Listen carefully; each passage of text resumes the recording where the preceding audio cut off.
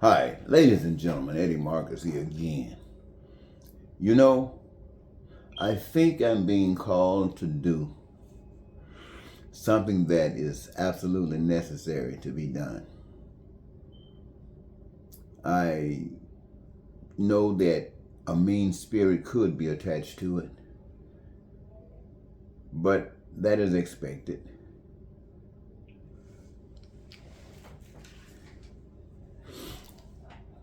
I want to call out black people in America. Many of us have spent our entire lives here.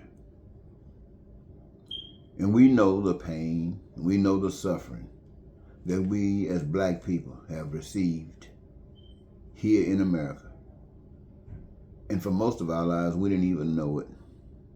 It was just happening. We did not have that compassion from government. We did not even have that compassion from religion. We just found ourselves always in that particular situation.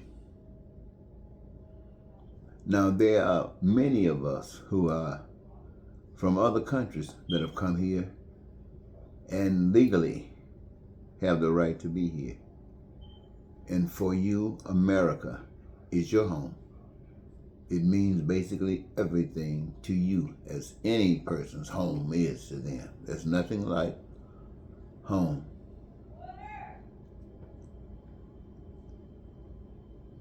There's nothing like home. And so you might call yourself people of color because you're not just black. But here's a clarion call to all of us. Nature and time is calling us to rise to the occasion to save America.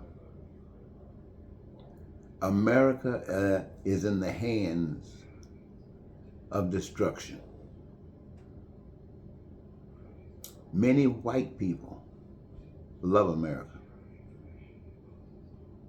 but alone they cannot, they will not save America. I heard that an ex-president of the United States, Donald J. Trump, had a record of being very evil, a racist, a bigot, a person who just was evil, didn't know the difference. He thought lies were truths and truths were lies.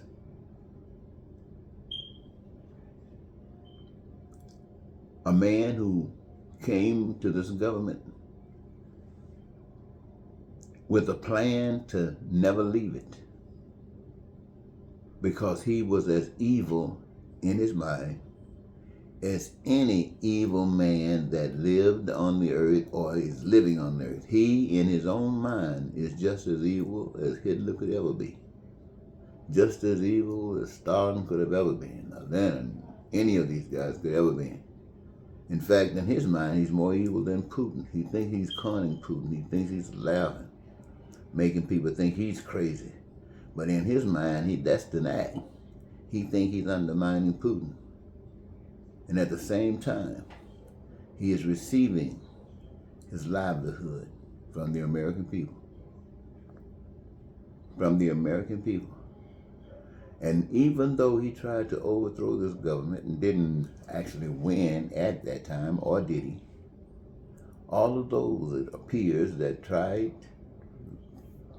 really tried to help him overthrow, who were convicted of their efforts. But because he himself charged but never punished, charged. Yes. No, I'm busy.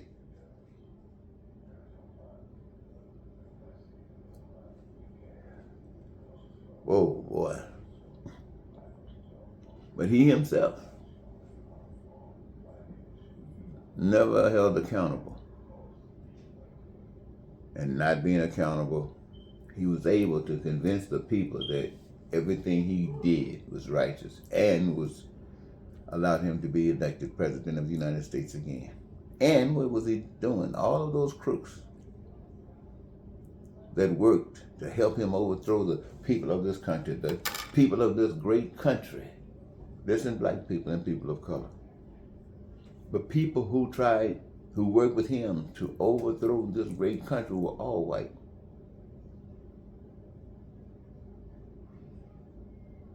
And he is letting them out of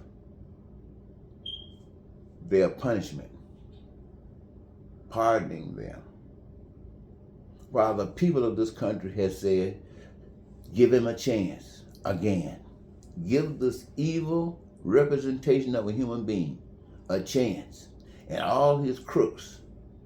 And they come out here on American people. Just thrust into the American people. With the American people still supporting them. Still making sure they get access. And their job, as they have indicated and are being implemented through Project 2025, I do understand.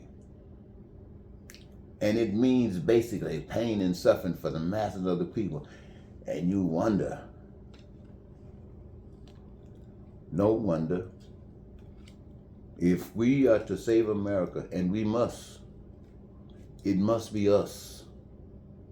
It must be us. White people are not going to save America. White people, do you hear me? I'm talking to you. We don't mean any harm. We do this in love because we need the same home you need. And we're going to save you from yourselves if we must. We are not giving up America. We are not going under any servitude that brings us to the status of a slave again. From now on, it's moving on up. We, the people, chooses to make a difference in our lives. We choose to bring happiness, to bring peace and prosperity to our lives. We choose that. We don't choose what Republicans are talking about. We don't choose what the Democrats are allowing them to get away with. We don't choose what white people, whatever, Republican or Democrat, are going through. We don't choose that stuff. We choose to have a life. We choose to enjoy our lives. We choose to be happy in our lives. And we choose to live our dreams. We choose to have our needs, our wants, and our desires met. All of us, people of color, black people, we choose this. White people say they do too, but they want to leave all the rest of us out. We don't leave them out. They're invited, just like all of us, to have our needs, our wants, and our desires met. Never suffering for anything: food, clothing, shelter, education, transportation, infrastructure, anything that's made by the hands of man. I'm telling you, ladies and gentlemen, black people and people of color, this is 1,000,000,000 times better than that junk those Republicans are talking about. I tell you. It's 1,000,000,000 times better than that stuff the white folks are talking about. And you know what it's doing? I'll tell you what it's doing. It's changing the system from the way it is. It's making us and giving us the opportunity to work with one another, to care with one another, to have compassion for one another, because we need one another. Why? To accept us for our purpose in life. We, people of color, we know this. I don't know what's wrong with white people. We talk about Jesus, black and white. But what we black people and people of color talk about when we talk about Jesus is totally different from what white people talk about when they talk about Jesus. But we're not trying to condemn them. We're just saying that's crap that we don't want to deal with anymore. And we're going to save America. We're not going to let a crook, somebody who come in and try to destroy this country, making sure he get all his soldiers out so they can gang up on us again. No, if they try to do that, we, by the thousands, and how many of us, by the millions, will hit these streets, and we will speak to the world and say, that is not going to happen, not here.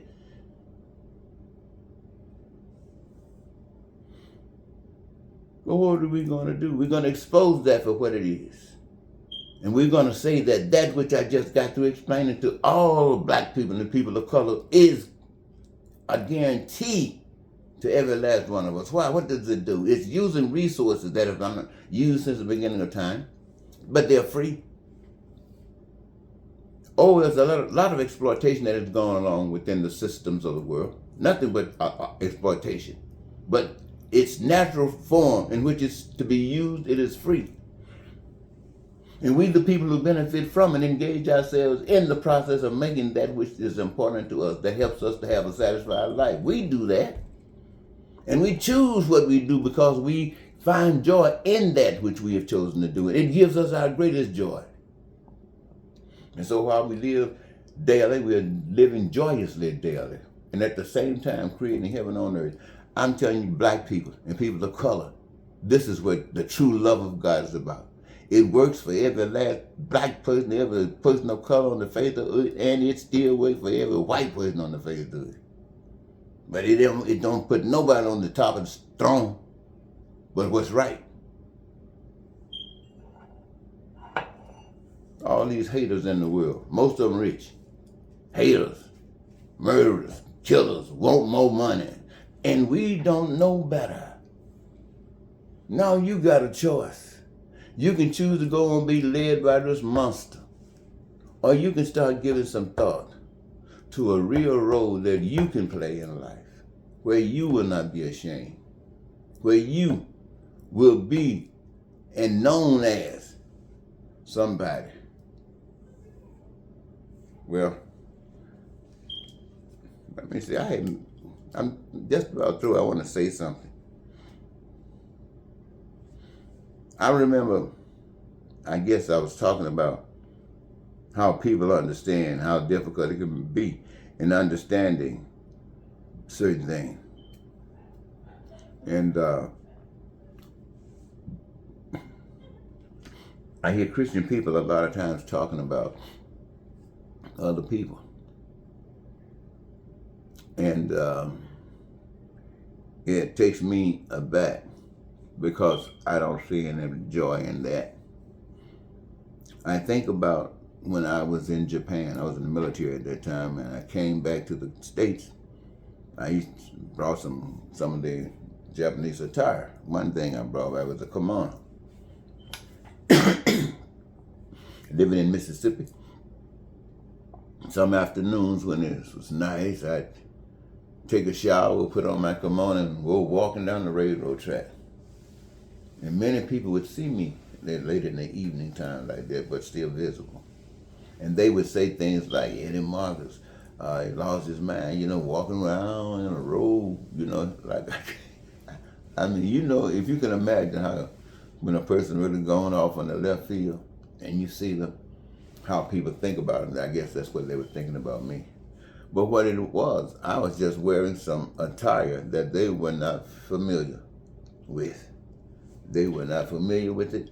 And so the only thing that they could see was to condemn it.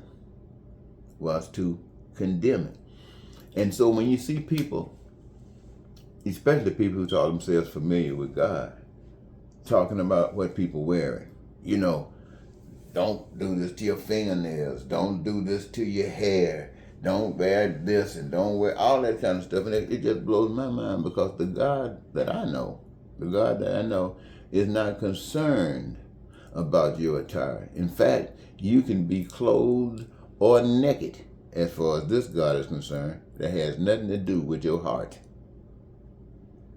And so if you're a woman that's wearing pants, or if you are a man wearing a dress, that's you.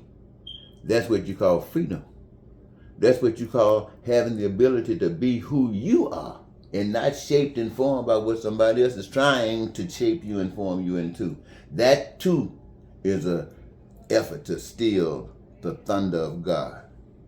I just thought I better throw that one in there because that's happening everywhere. Be like me, be like me. Well, we're all together now. We all of this, we're thousands. But anyway, you heard the expression. Boy. Woo! The straight and narrow. I'm going to leave it there. Goodbye.